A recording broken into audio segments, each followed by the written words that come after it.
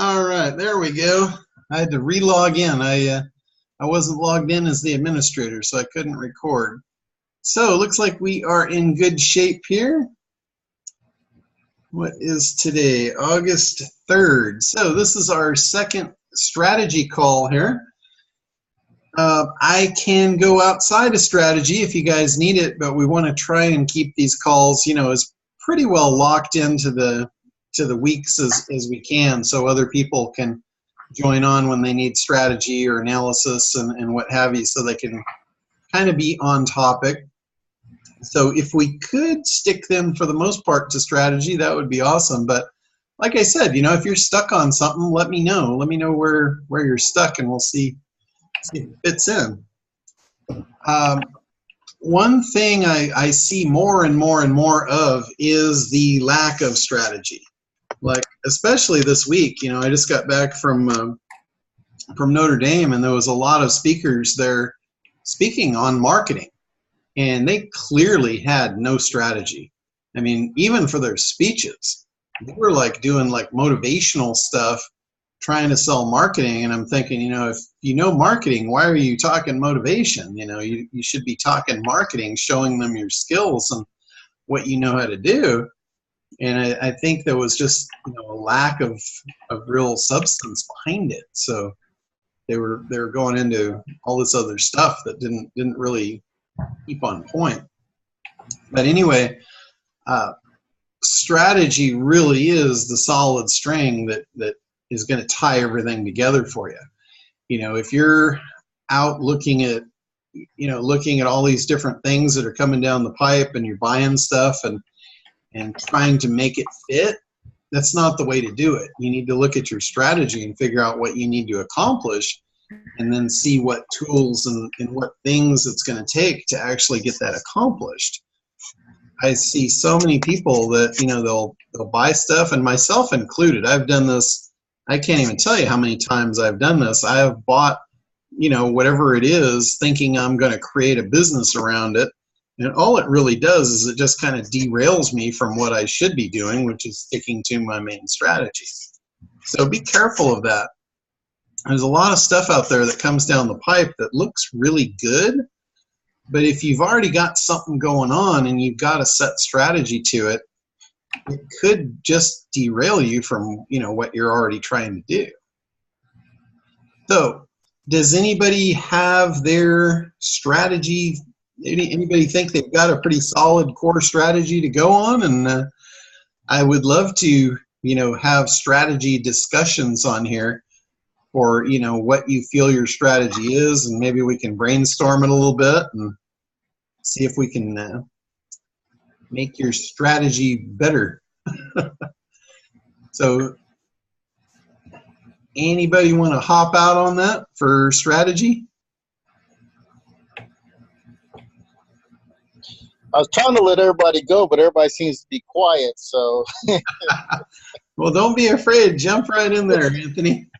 Well, I'm volunteering, and I have not done anything. It's sad to say with this. So I'm coming into the ACT program as a user in this particular this particular look. So my market or my segment I'm going after is realtors, and I put together a turnkey funnel for them, basically for lead generation. Basically, it's a package. You get the ad content created, you're gonna get the funnel created, you're gonna get a handful of emails to start the process rolling, all for a lump sum. Here you go. So that's all I've got so far in my head. Okay. From just from that standpoint, from the realtors, I can tell you one of the things that you really want to do is segment your avatar, because just by saying realtors, you're in that huge universal category of saying all realtors are the same, and they are not. From what I've observed, because I've worked with quite a few different realtors at this point, and most of them are not really what I would call savvy businessmen. A lot of them, a huge number of them, are people that have been forced out of something else and they got their real estate license and now they're a realtor, or so they say. And when it comes time to running a business, they lack a little bit of business skills there. Yeah, they can pass the test. You know, anybody can pass the real estate test if you study for it. That does not make you a realtor. You know, that might get you a license or a certificate on your wall, but that doesn't say that you're going to be successful in business of selling houses or selling commercial buildings or whatever it may be. And, you know, I've seen an awful lot of that. One of the things about that, when they lack business skills, and I have the same problem with small local businesses, I don't want to be involved with a customer that is going to be using me to cut their teeth on why they should spend for advertising. And, you know, you can build them the greatest funnel in the world, and let's say they buy the funnel, you know, they're good with the price and all that, and then the next thing is, you know, the funnel is just going to sit there unless you drive traffic to it. So then they're going to qualm about paying for traffic because they don't understand the concept of advertising. So that's what I mean by, like, I don't like to have these small businesses be cutting their teeth on me to, you know, to figure out that they need advertising. I prefer to work with the ones that are higher up the ladder that have already had some decent success and know that when you spend money, you get money back. Those are the type of people that I like to work with. So in the real estate realm, when you're doing your avatar, you want to make sure that you are segmenting that avatar out and not just getting the bottom of the barrel realtors, because they will drive you nuts. They will, you know, I use the 80-20 rule. They're going to be 80% of your, you know, your time spent for only 20% of your money. It's not the ideal group to work with. One of the things I might do is I might price your initial funnel higher too, because you really want to weed out. You want to sort out. I would rather have like 10 really strong quality realtors that I'm working with versus, you know, making a bottom of the barrel funnel type thing that I could sell to 1,000 of them, and then have 1,000 of them, you know, eating at my heels constantly for why isn't this making money, you know. And then your question is going to, how much did you put in? Well, I didn't. Well, how much did you expect? You know, I really don't like that. That's what I call cutting their teeth on you. So Don, with Anthony's strategy then, I mean, when I hear you say a strategy call, I'm thinking, what's Anthony's strategy? What's his lead? Like, is he doing a Facebook ad with a checklist? Is that strategy? Well, strategy, like, is that the part of strategy is really the business foundation.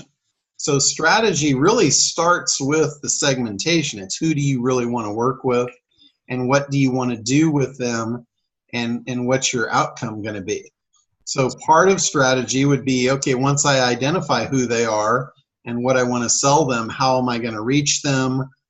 You know, really every piece of ACT has a strategy to it.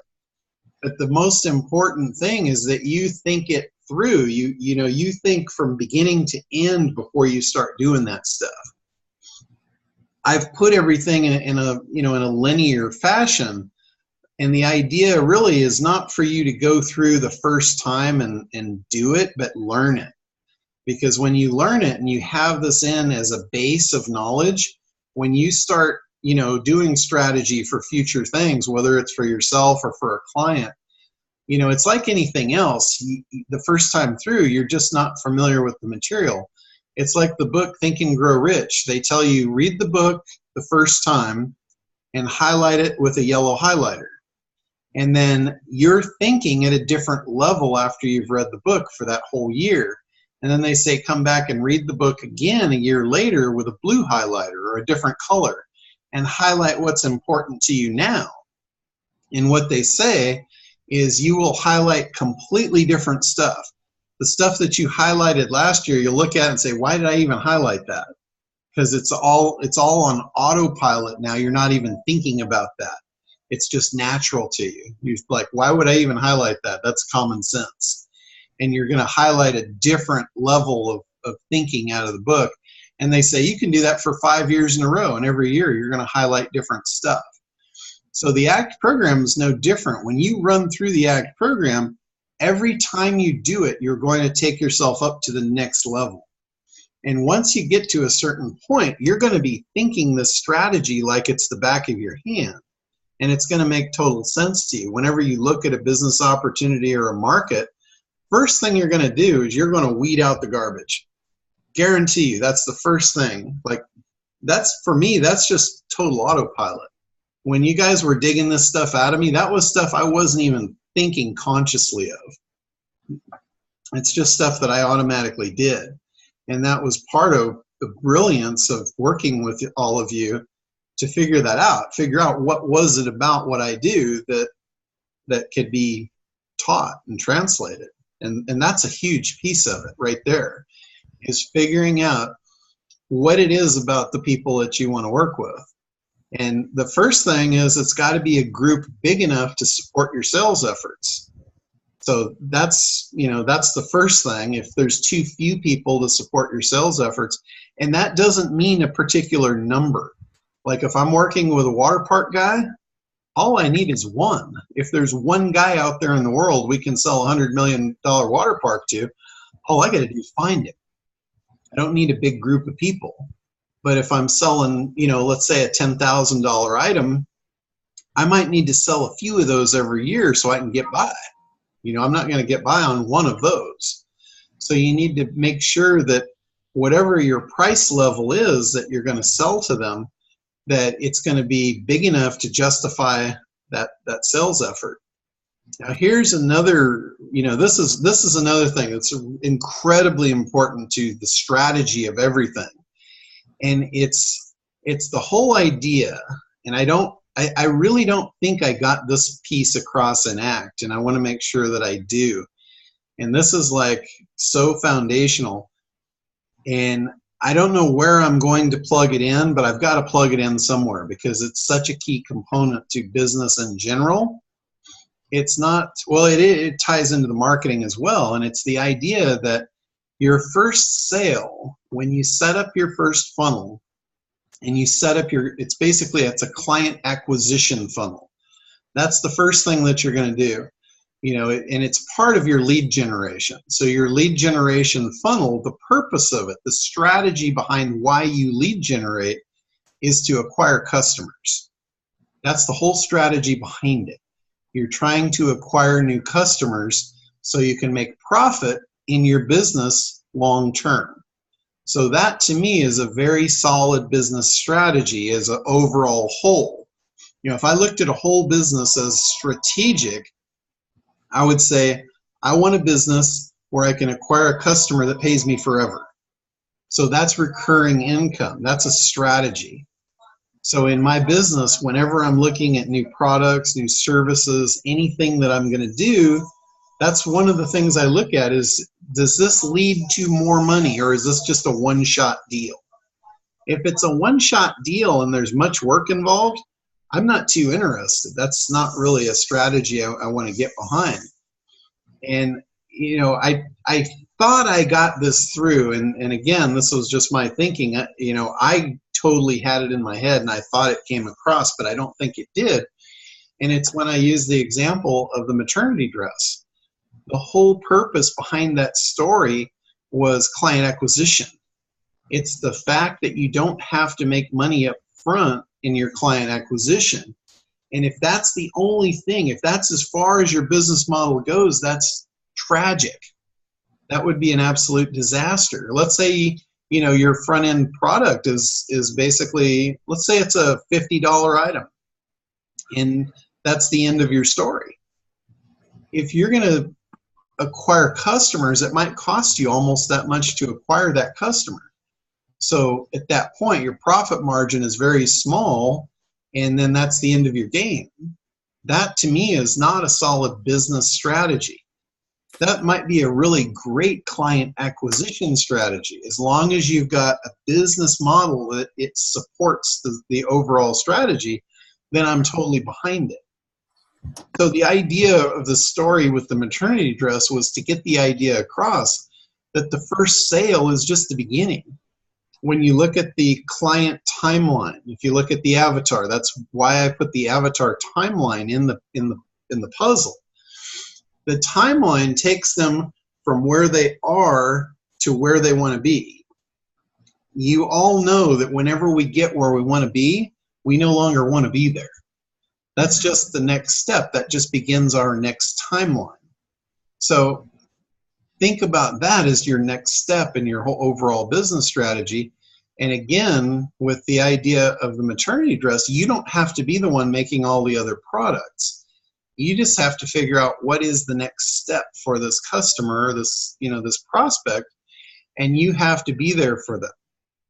If you're the one that leads the way and puts the light on the path, you become their best friend, and they'll buy anything from you. They're not buying things from you because you made them. They're buying things from you because it supports what they want.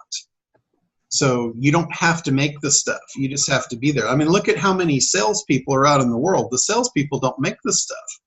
They make the sales because they can bring the item or bring the desired outcome to the prospect. That's why they buy it. And that creates an incredible level of trust with your prospects and your clients. When you deliver their desired outcome, think about what happens next when you have the next step for them. They're going to trust you, and they're not even going to question it. They're just going to say, okay, how do we do that? And then now you've made another sale. So think about, what do they need in the scope of things throughout their business lifetime, or, it might be their personal lifetime. You might be selling health. If you're selling health, you might look at them and you say, okay, well, you're grossly out of shape, you're grossly overweight, this is an elephant, we have to eat this one bite at a time. So here's the first step. So, if you want to start feeling better, this is what we have to do. And that's your lead magnet. Your first thing is, what's the first step I need to accomplish to make myself feel better? And if you can give me that step in your lead magnet, I'm going to be hooked, because now I'm going to want to feel even better than that. I'm going to want the next step. And then you're going to make me a sale. You're going to take me to that first desired outcome. And then what do I need next? I might need better nutrition. I might need a diet program. I might need a workout program. I might need a workout outfit. I might need a weight set. I might need all these different things. I might need Anthony's Helo device. There's a ton of other stuff that you don't have to make, but you can make profit off of. So when I'm talking, layered strategy, I'm talking the first step is client acquisition, but you have to have a business behind that. You can't be a one-trick pony unless you've got a very high dollar item with a very high amount of profit. And an example of that would be a water park. When you sell a water park, you can walk away as a one-trick pony because you just made a $100 million sale. Now, we don't have that luxury most of the time in our business models. But even the water park guy, even him, if he was smart, and my guy he set up a lifetime selling cycle behind the water park. It was all the maintenance.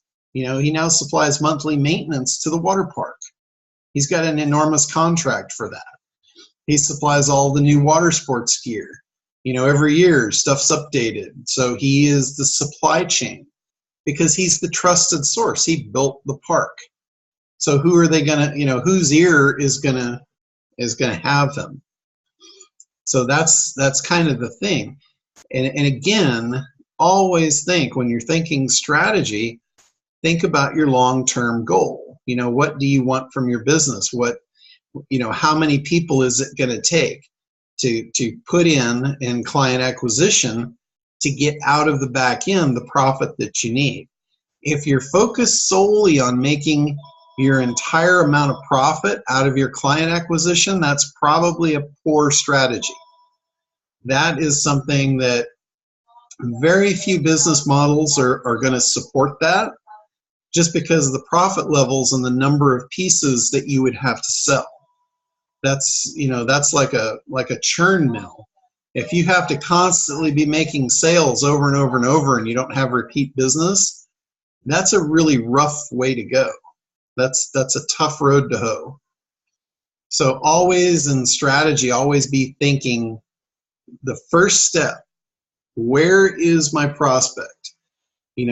What kind of pain are they in, or what kind of desires do they have? And that's going to be your first step. You're going to take them, give them a desired outcome.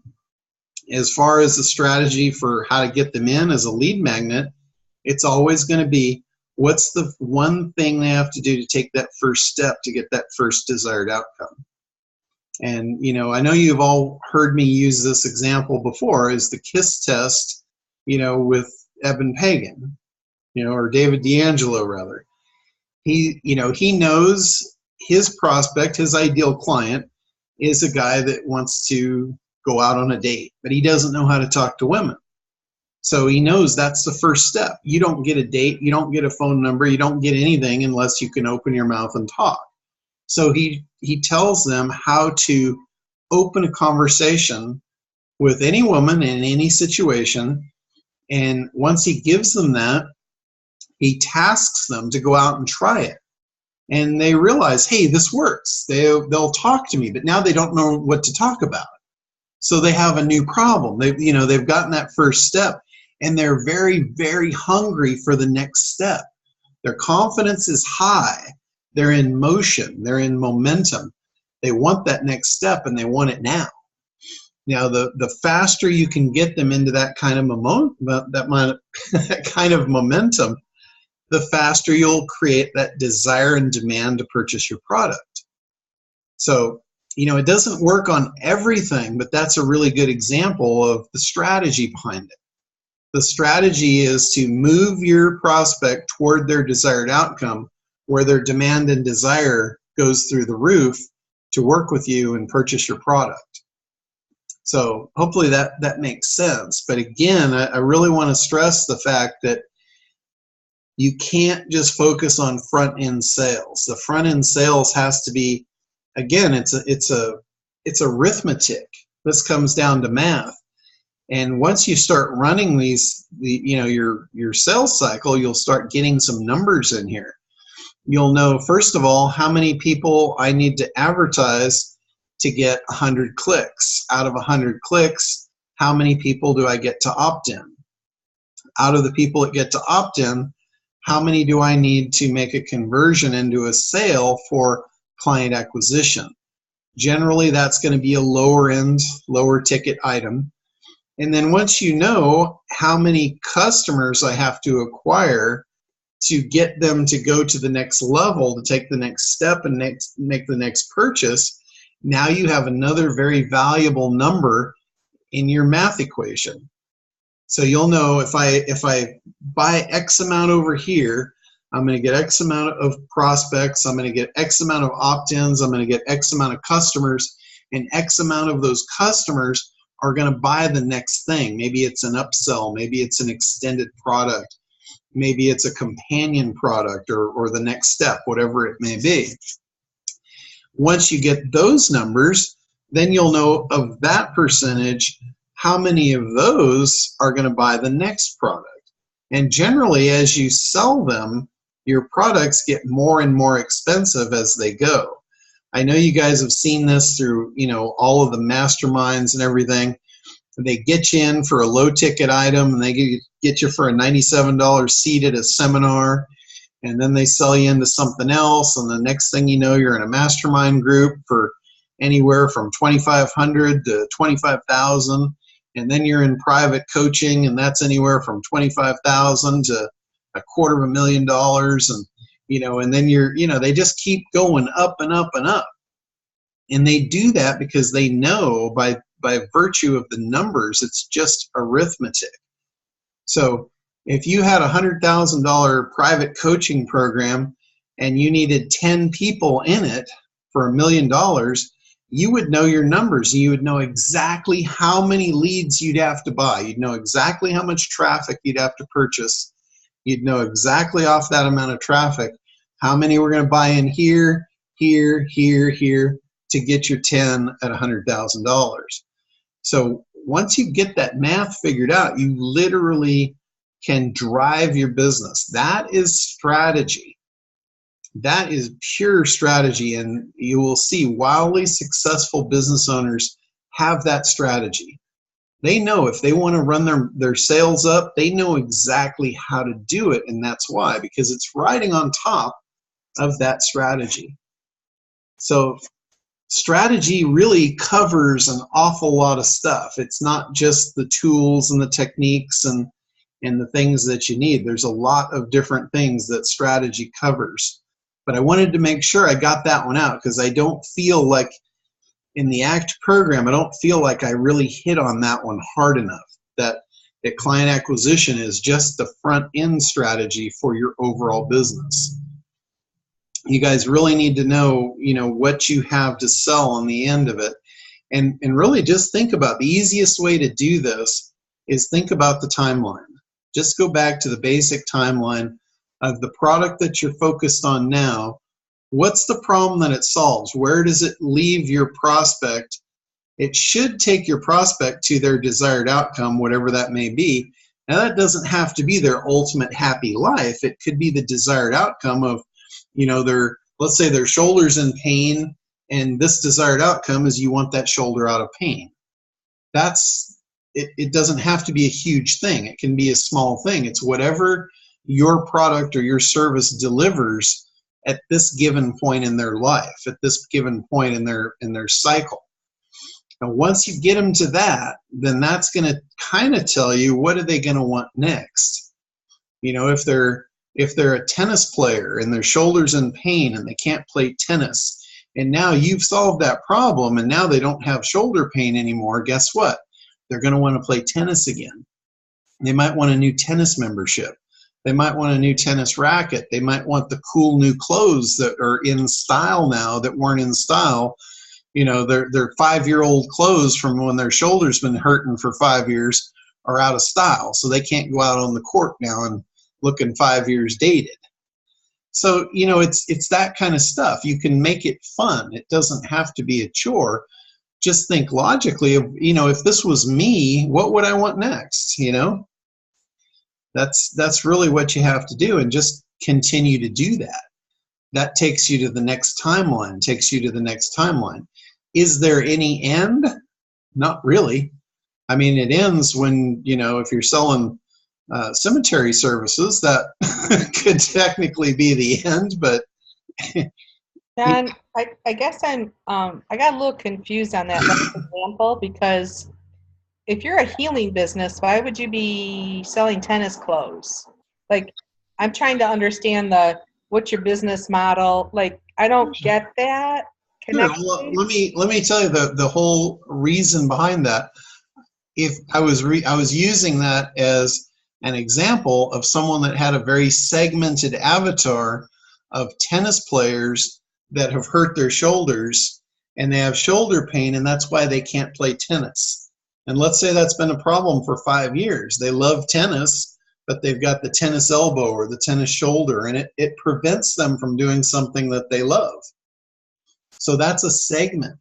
Well, I understand that, but if you're building, like, I'm trying to see, like, if I have a business as a healer and I'm trying to build strategy out for what I'm providing people, I understand your example. I'm just not sure how that fits in the business model of what you're doing, because your next player might be a golfer. Are you then going out and providing them with avatar? Yeah. But the business model, does that fit into, like, I just got confused. I'm sorry. I don't see where those supplies are fitting into me as providing health, because they need golf equipment or they need tennis equipment. I know they're different avatars, but am I now a supplier of equipment and not a healer? No, what you are is you're basically a supplier of lifestyle at that point. You're taking the person from where they are to then where they want to be, and then now they're in a new place and they're going to want to be somewhere else. So the example of why you would want to bring, it's just like in the maternity dress, why would you bring diapers in? Because that's what they're going to need next. Why would you bring baby clothes in? Because they're going to need baby clothes.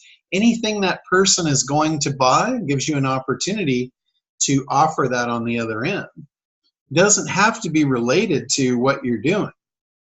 It has to be related to your prospect of what they're going to need next. So if all of a sudden now my tennis shoulder is gone and I'm feeling like, hey, I want to go out and play tennis again, but I haven't played tennis in 5 years and there's all these cool new clothes, I don't want to show up on the tennis court and look like I'm 5 years out of date, right?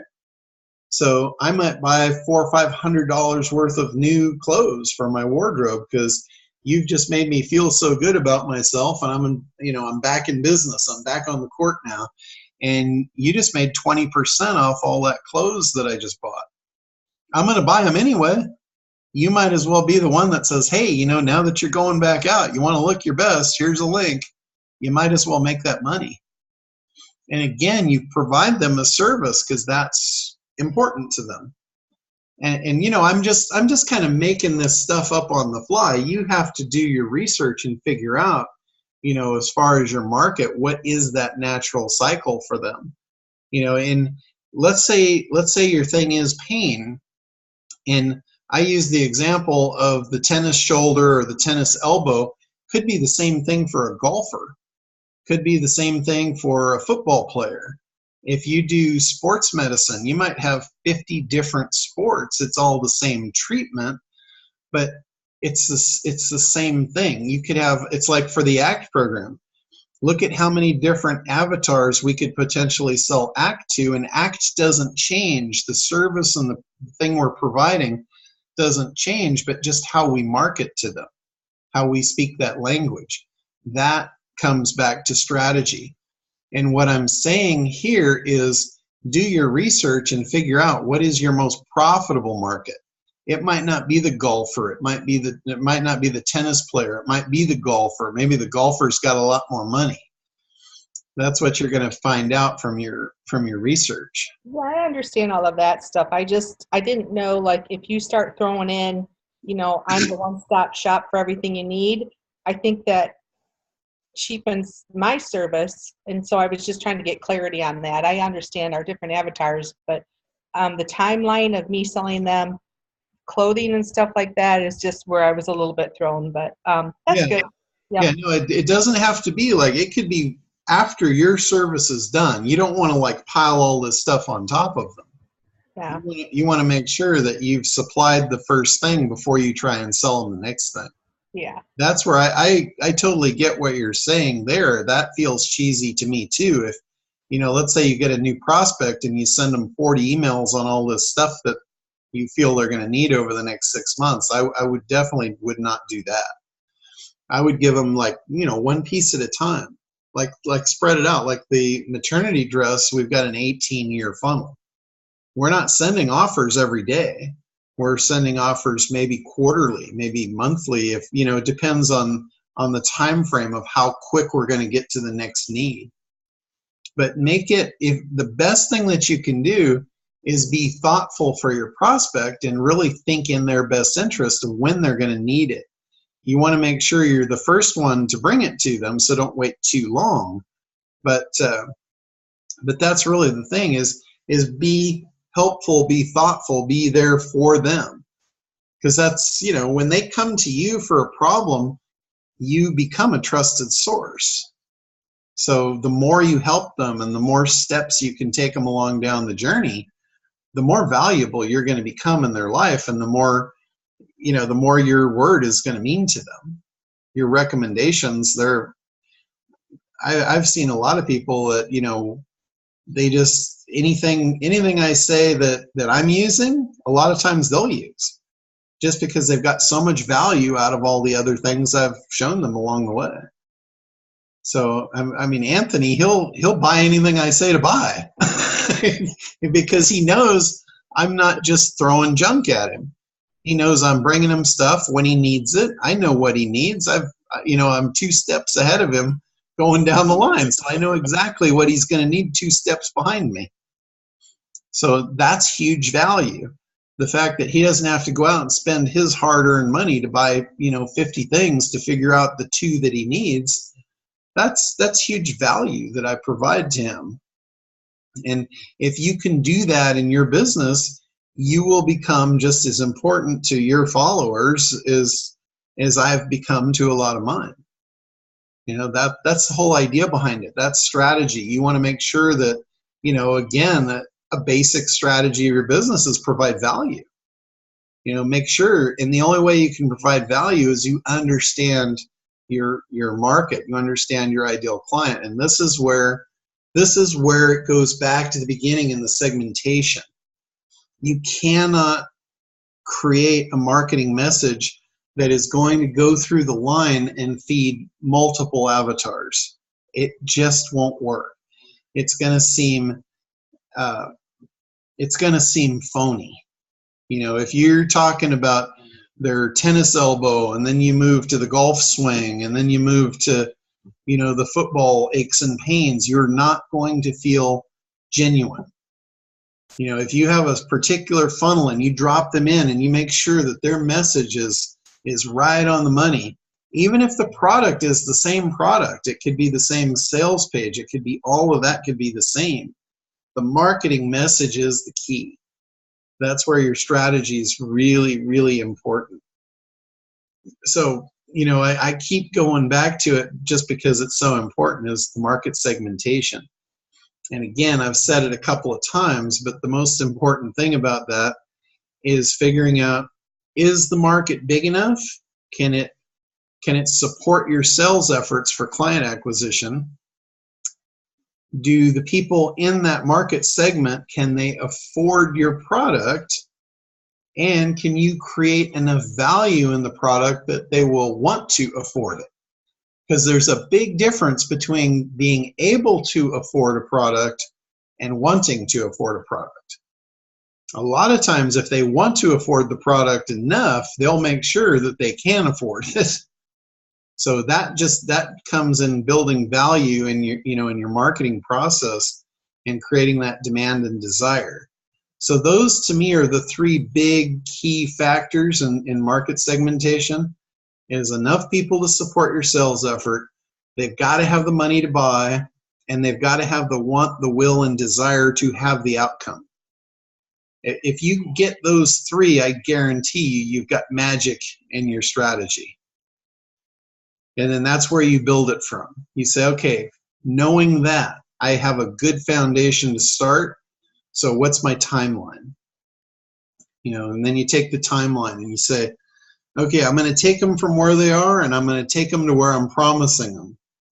And what are the steps in there? Those are going to be your lead magnets. That's going to be your education-based marketing system.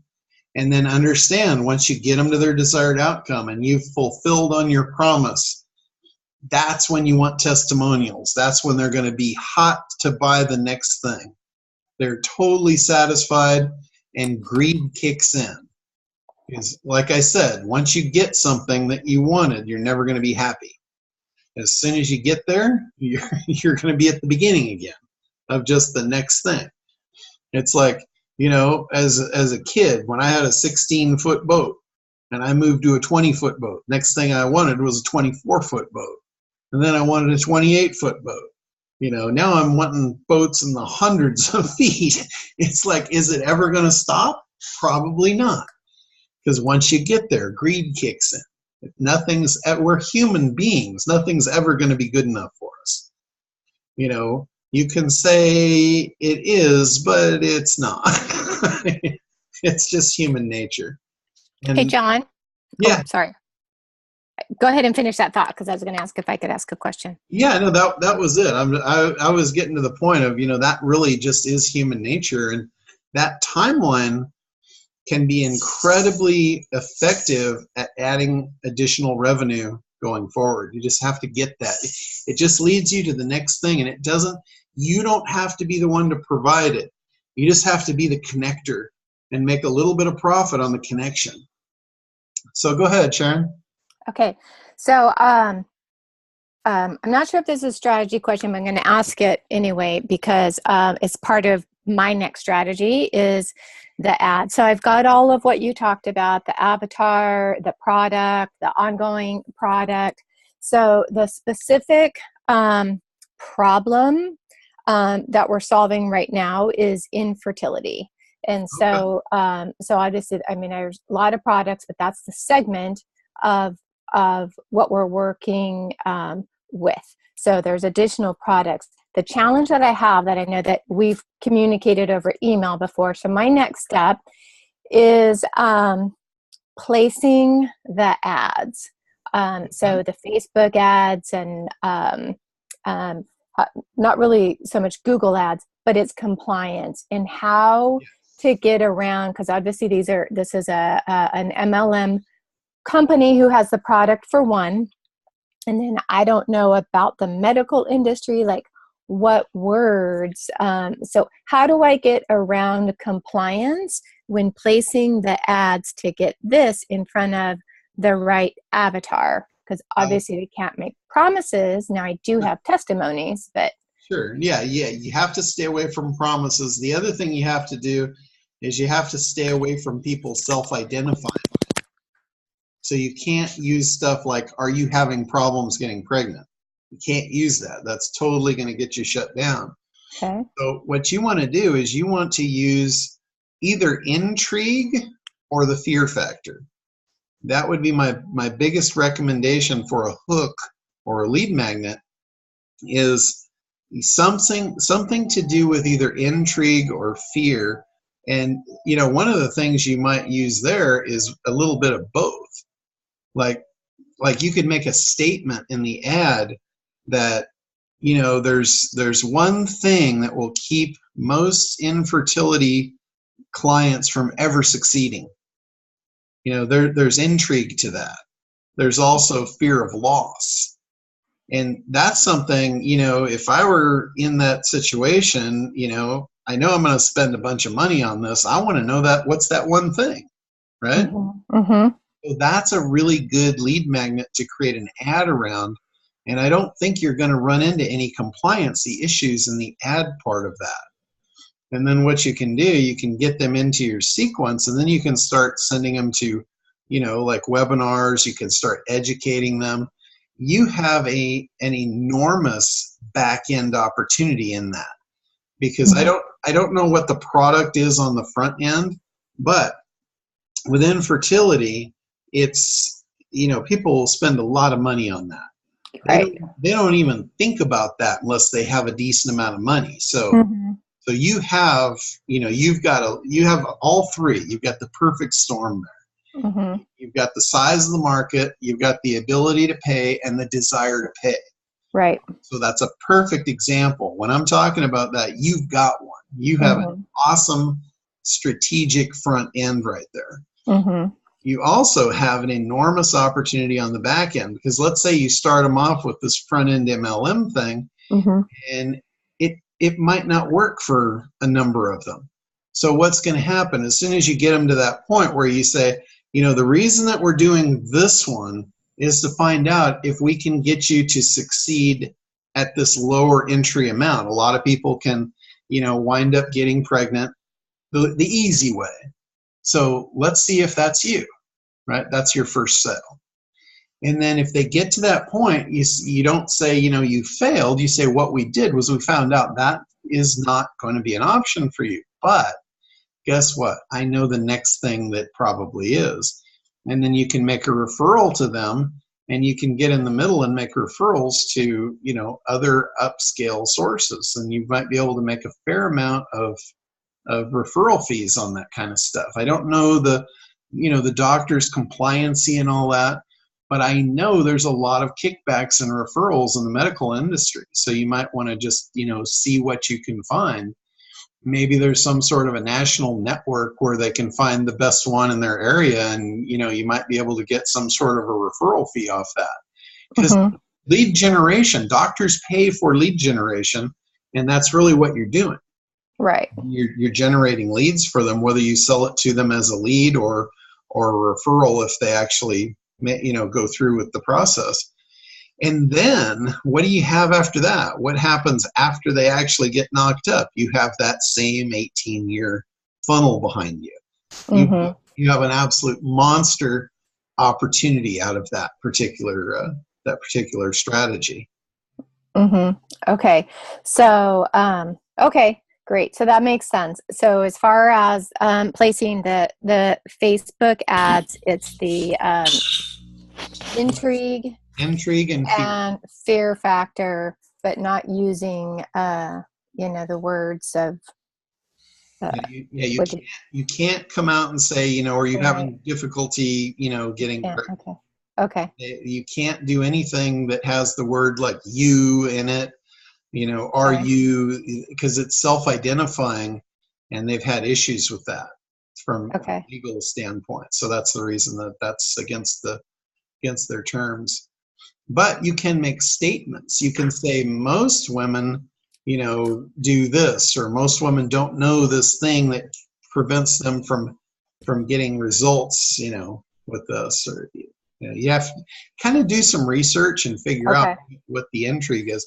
Use BuzzSumo, use Google Trends, see if there's anything out there that's, getting news about it, getting talked about, things that are Okay. hot. A Okay. lot of times you can jump on top of something that's trending, and those make great lead magnets because Okay. they're hearing about it, the buzz is out there, and then they see an ad for it. Naturally, they're going to click on it. Their Mm-hmm. interest is already spiked. Mm-hmm. Okay. That's perfect. Okay. Awesome. Cool. Thank you. Sure, my pleasure. Well, John? Yeah, go ahead, Ted. Wouldn't another way, for what Sharon's talking about, wouldn't another thing to do would be to use user-generated content, unique content, by, that you dig out of data? Like testimonials and stuff. Yeah, I don't know necessarily that you could use other people's stuff though for your advertising purposes. If you're, it's a little bit dicey.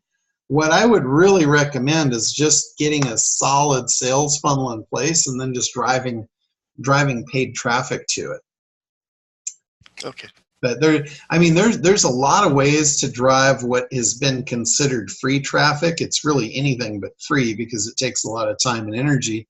There's all kinds of strategies to drive, traffic off the internet, SEO strategies and blogging strategies, and all that stuff. But they take a while. They're not as easy as it seems. And to me, I would just prefer to see you guys just go buy the traffic, get your numbers right, and scale them, and then worry about that other stuff on the other end as a back-end strategy to scale. To me, those are scaling strategies. SEO is not an implementation strategy for a business. It's a long-term strategy. All these other little traffic things, they're enhancers once you get your numbers right. Once you get your base in there and you know what you're doing and it becomes math, then all those little additional things are just going to be extra gravy on top. And that's where to put the gravy. You put the gravy on the top. Hey, John. Yes. When you told Sharon you can't use you in a headline like "Are you blah blah blah blah blah," Mm-hmm. Is that because of the health, or is that just for anybody doing a headline? You shouldn't. That's anything in Facebook. That's one of their sticklers. Oh. Because what happened, I think originally what happened was it had something to do with an engagement ring. Somebody was shopping for engagement rings, and then ads started showing up on his feed, about him shopping for engagement rings, and they were calling him out. They said, it looks to us like you're shopping for engagement rings, and his girlfriend saw that, and there was a huge lawsuit over it. So that's originally, they just cut all of that self-identification stuff out of their advertising.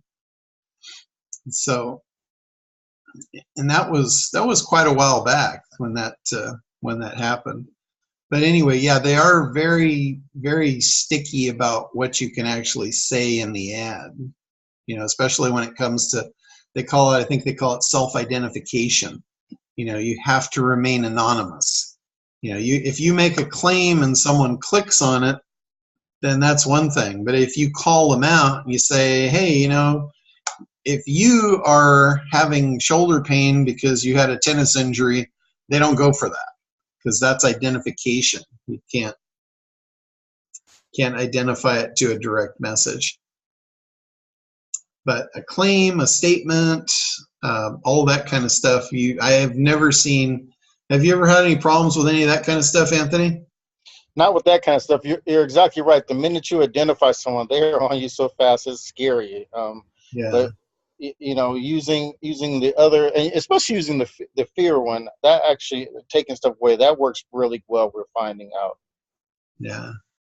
Now, the other thing I'd say, Sharon, is make sure if you're going into, some of these fields that Facebook and the other platforms actually look at them pretty hard too. But if you're going into some of these platforms, for sure in Facebook, make sure you do the business manager account and do the multiple accounts.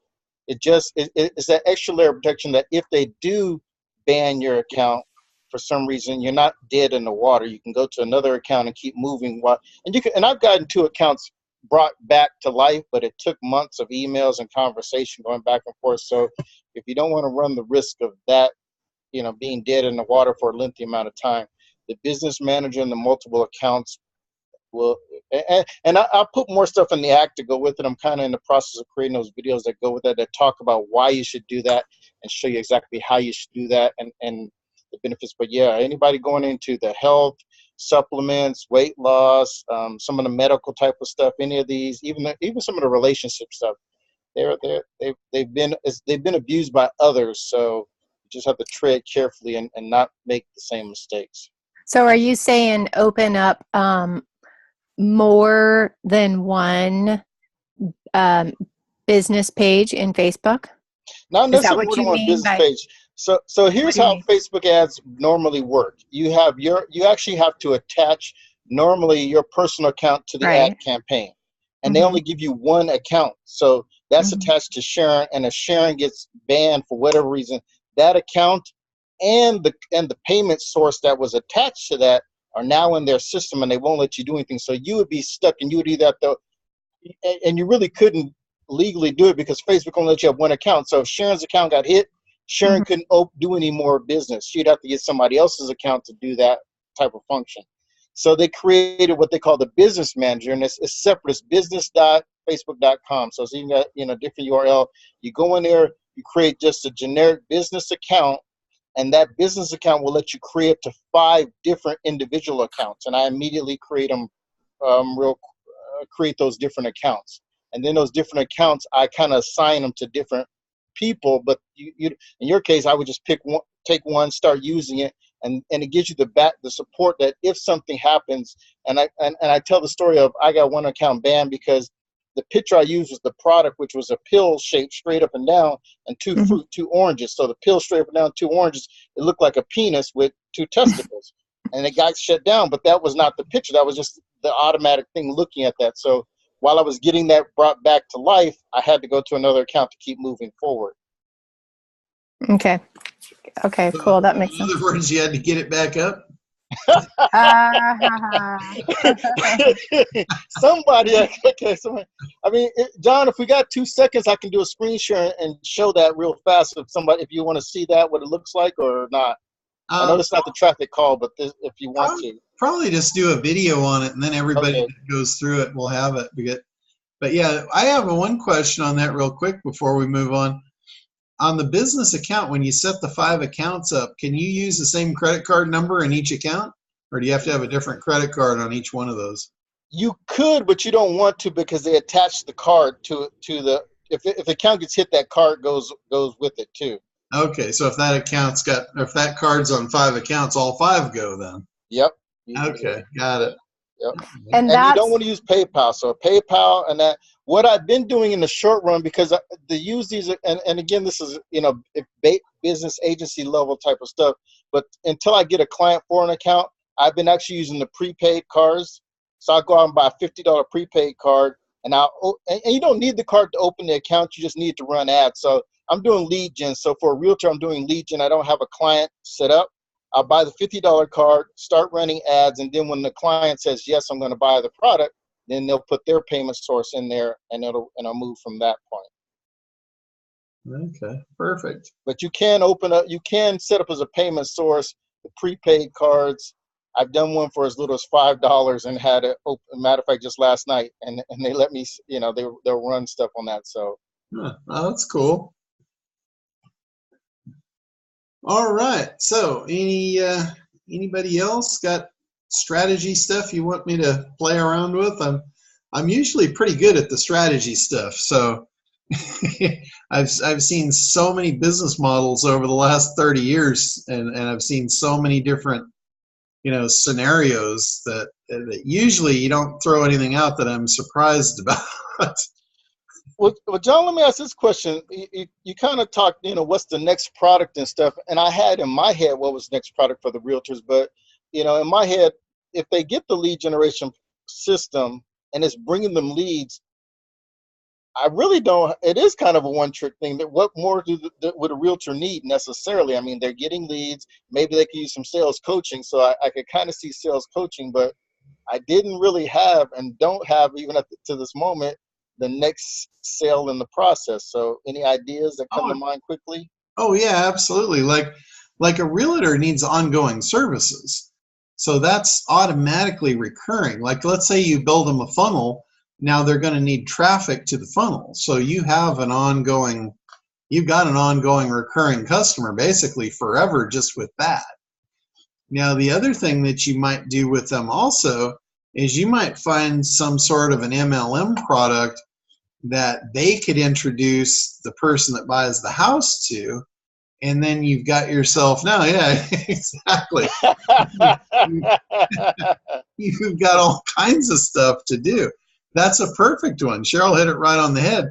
You can sell those little gems to a realtor, and every house that they have on the market, they could put one of those right on the sign. They just put Velcro, stick it right on the sign, and then they change their signs to turn on your Bluetooth and check your notifications to see a 3D walkthrough of this house.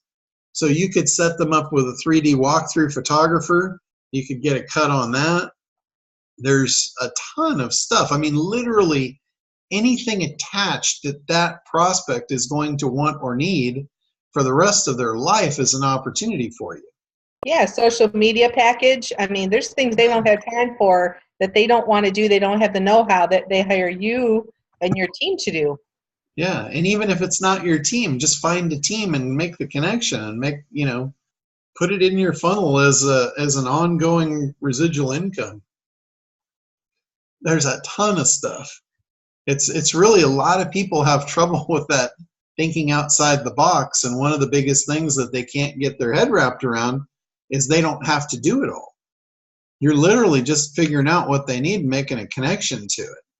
I mean, I know people that don't have a job, they don't have a product, they don't have a business, but they make a shitload of money just connecting people.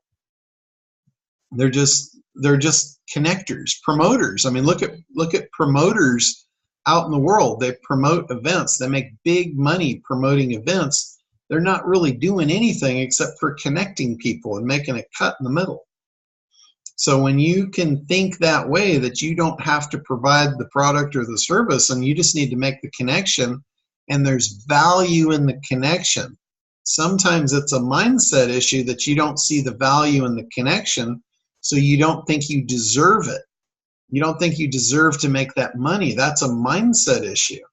So if you can eliminate the mindset issues and start thinking outside the box of everything that prospect would need, you'll be, 2 steps in the right direction for really making a big change in your outcome, or your income outcome.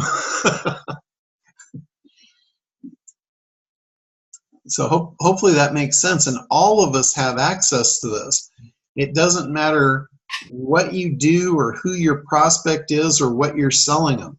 It makes no difference whatsoever.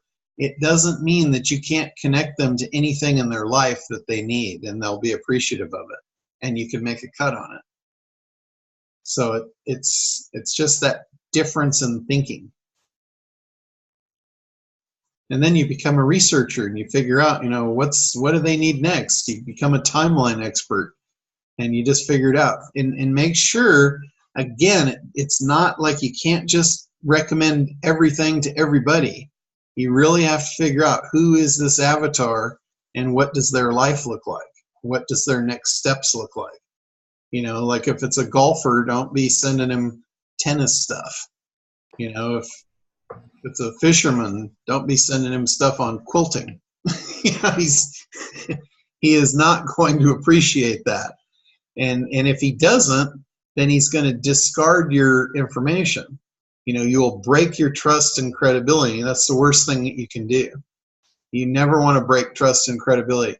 The one time when I really damaged my list, and this was a huge learning lesson for me, I had a list that was incredibly responsive. And I did a JV offer with a person. And they said, you know, I'll promote your list if you promote mine. The worst thing I've ever done. I promoted something that I wasn't using, and they got on to the other person's email list, and they just spammed the crap out of them. And I probably lost half of the people off my list because of that. So treat your list as though it's gold. Protect it with your life. Really value your clients, value their time, value their opinion. That's really what I have to say about that, because it costs me a lot. You know, that was a great list that I pretty much trashed with that one little mistake. So make sure that, you know, when you are building your list, you're segmenting your lists, and you're really catering to them as though you care for them. You know, hopefully you do, but if you don't, at least act like it. Your outcome will be far better. So, all right. Anybody else got anything for us to play with there? I don't know if you can hear me. Yep, loud and clear. Oh, good. I'm kind of curious with Anthony looking at the real estate industry. I'm sure you've probably done your competitive analysis, but have you bumped up against Active Rain, which is like a website, Facebook type thing for the real estate community? Yes, I have. Because I have bumped up against them, and I couldn't beat their prices on some stuff. So I was like, kind of surprised. Yeah, they're big, and I'm fighting them right now with one prospect who's not a client yet, but a prospect. So, yeah, the thing I'm going after with people is I'm going after, again, something they own and they control. It's yours. You can take it with you. You can make adjustments. You can do things. And also, what I'm talking to them about is not just getting leads from themselves, but again, kind of the concept of what's your next step. Your next step is you're one individual. You can only handle so many leads. Now I'm going to set you up that you can now resell some of these leads to other agents. And where this knowledge comes from is my nephew's a realtor, so I'm using him. And that's where he wants to go. His broker is doing that, so he's kind of modeling what his broker is doing, and basically evolving into a broker through this process. So that's the angle I'm using is you own it yourself, and you're not on there with a bunch of other people, and we'll get the volume up and get this thing going well enough to where you now have a new option, another income stream where you can actually sell or give these leads to other agents and build up your own team, is what they're calling it these days. That, you know, these brokers or these realtors build their own little team up. Awesome. I just wanted to make sure you've heard of them. Yeah, I did. Yeah, and if I find out more, guys, I'll share gladly with you guys what I've seen and stuff on that. But for now, right now, you know, that's kind of the approach I've been taking to this, and it's early conversation with a couple of realtors that are having those systems. Yeah, another thing too in the realty business, one thing I've noticed about that is I know it's not an MLM thing, but to me it kind of comes across a little bit like an MLM thing, because you've got this main brokerage and they're at the top of the pyramid, and then they're putting in all these brokers below, and a lot of times the brokers below, they don't wind up making any money. You know, they just pour a ton of them in. If they make one sale a year, they're just adding collectively to the guy at the top of the pyramid. And what the guy at the top of the pyramid does, and I see this a lot, is he connects them with education that he's making money off of. They don't necessarily know, but he says, yeah, you got to buy this and you got to buy that and you got to buy this other thing. So if you can get the segment where you're targeting those top of the, those top of the pyramid guys that are making those referrals to buy training, you could set up realty training and services to sell into their entire brokerage. That to me is a really solid avatar for real estate, not the guy at the bottom of the pyramid, but the guy at the top that has access to influence all those below him. It's like in MLM, most of the money that's not made at the top of the pyramid is made in training. The guys that are training MLMers and selling them tools and stuff that they'll never use or get advantage of, but they pour the money into them month after month after month. That's where, and it's a common thing. When I talk to top MLM guys, they laugh about it. They're like, oh yeah, the money's not made in the product, it's made in the selling of the education and the tools. And they laugh about it. They just know that's the game. It's a huge pyramid thing in most cases.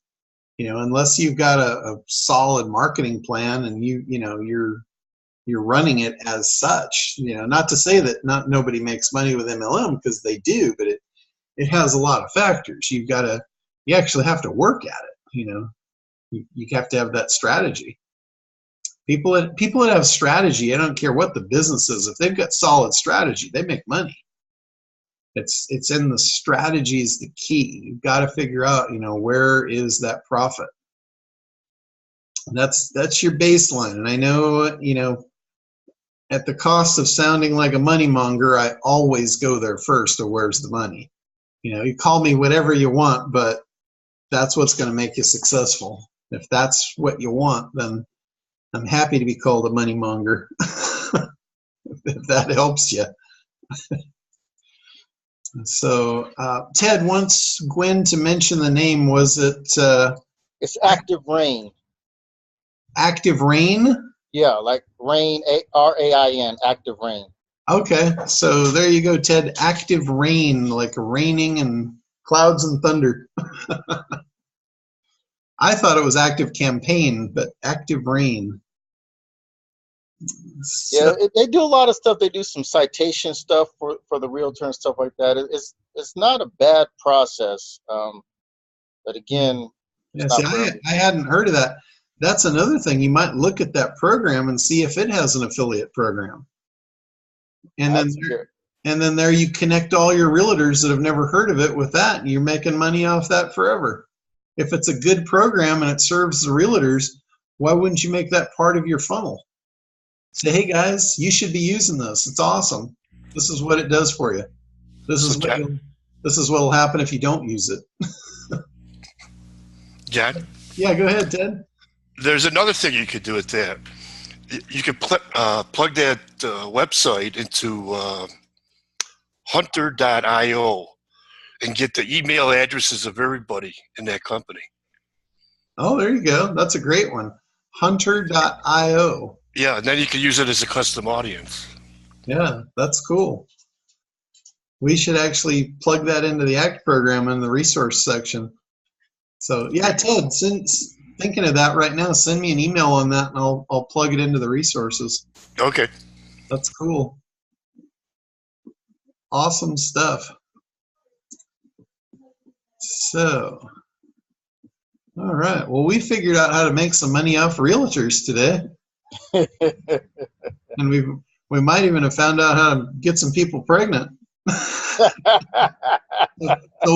hey, well, I know we'll get them knocked up, then we'll sell them a bigger house. How's that? So Sharon is going to lead leads over to you, Anthony, and then you're going to sell them some houses. So.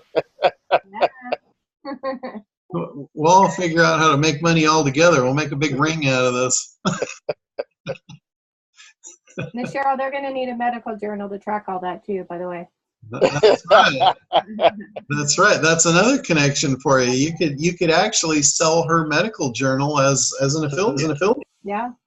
And Gretchen can sell some parenting classes. That's right. You know those words? Then we got Kurt over there. He can sell them some financing on their first car.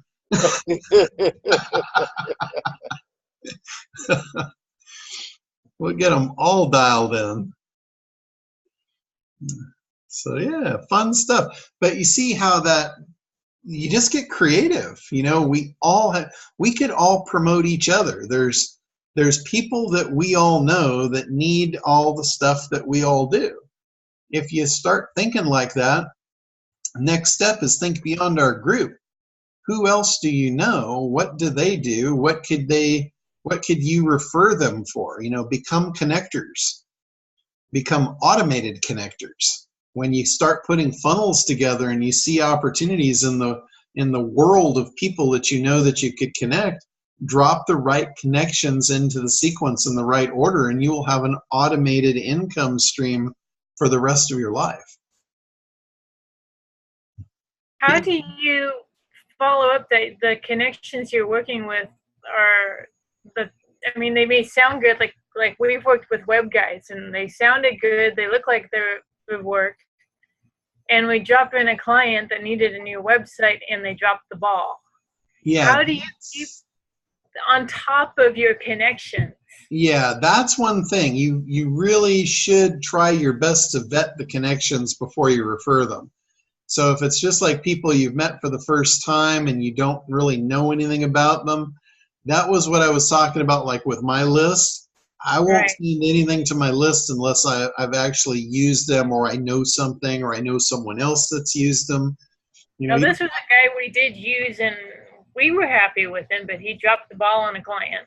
No, yeah, it's when it's service stuff like that, it's kind of hard because, as you know, that's one-off stuff. Your experience with them might be completely different than someone else's. But when it's a product, you don't near have as much worry about that. Like if you sell somebody the gym, you know the experience is going to be the same with everybody. But you are right. You have to be very careful when it's a service-based thing, and you know anything could go wrong with those kind of relationships because it's people. You know, not everybody gets along. Not everybody can work together. Yeah, so software is safer. Yeah, absolutely. Products is a lot safer, and at least you know they're all going to get the same experience. You know, but you know, I mean, there's particular people that I've worked with that I would have no problem referring to anybody because, you know, I know them so well, and I know, you know, how they work and all that. And I also know one thing, like if I was going to recommend a service provider, one thing I would need to know about the service provider is they would only take the client on if they could actually do a good job for them. You know, I like providers that don't have a problem turning people away. I don't like sending people to somebody that will just say yes to anything regardless of the outcome. That's something to watch out and be careful of. So, but yeah, you know, this can actually be a lot of fun thinking about all the people that you know. I mean, we know hundreds, if not thousands, of people that do all kinds of stuff, and almost everybody is not afraid of paying for referrals, especially if you ask. You know, there's all kinds of them, even if it's in trade for services. Like, you know, let's say I had a chiropractor that's recently retired. He finally retired and moved up north, but for years I was doing like some basic SEO services for him and sending him customers.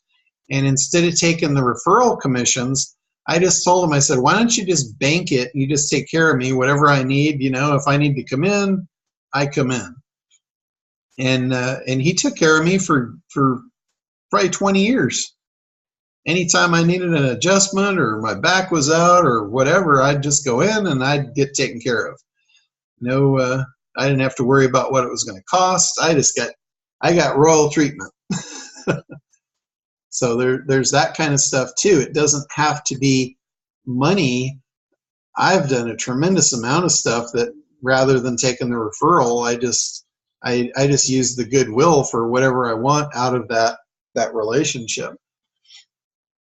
You know, like most of you have seen my front and backyard. If I need a new palm tree, I have one call and there's palm trees on the way. I don't have to worry about paying for anything. It's pretty cool. So that's stuff that you can do. So, all right. So any others? Anybody got, like ideas, strategies, stuff you've been wrestling with? Anything you want me to? I just got a quick thought. So I know Kurt does loans, but don't know enough about it. Are you going to have any kind of affiliate page on the ACT program if people want to refer our different products, where we could put a blip about it? Yeah, actually, we can do that in the community section. You could set up. I might want to hire somebody, but don't know exactly what everybody does. Yeah, absolutely.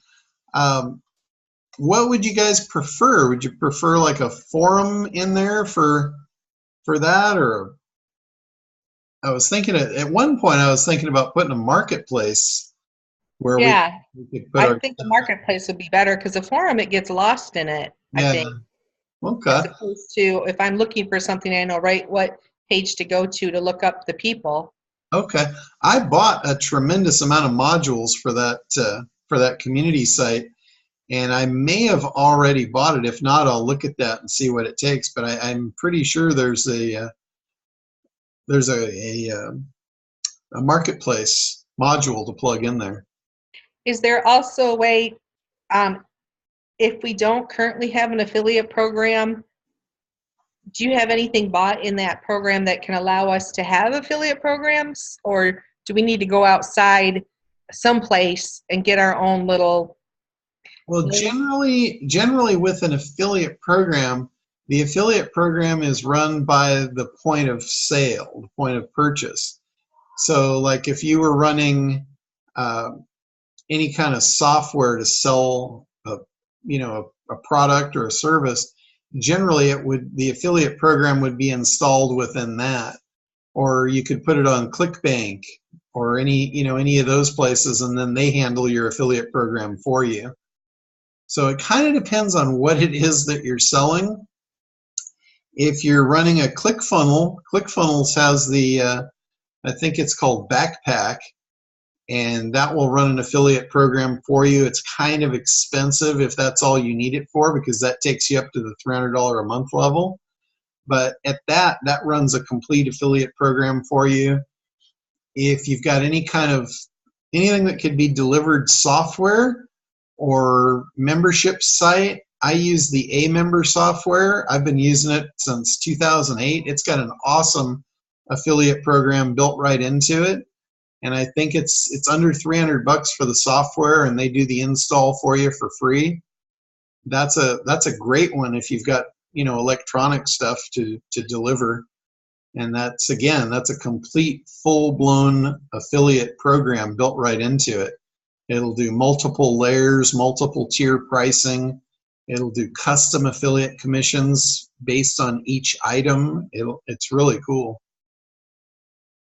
So that's a great one. There's also third-party affiliate programs that you can ride over the top of just about anything too, and I don't think they're very expensive. So lots of options for affiliate offers. So, all right, last chance here. Last chance for a strategy demo. Anybody want another strategy extrapolated out? Okay, well, it's time to get out of the heat. I think you guys should all go swimming. It's a hot August night. So, okay, guys, I'm going to go ahead and stop our recording here.